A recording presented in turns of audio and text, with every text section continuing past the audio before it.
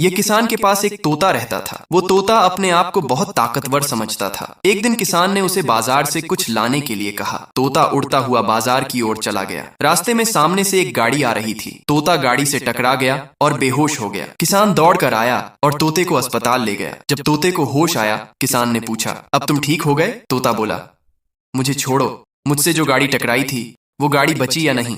किसान हंस पड़ा और बोला, और आप लोगों ने अभी तक लाइक और सब्सक्राइब नहीं किया।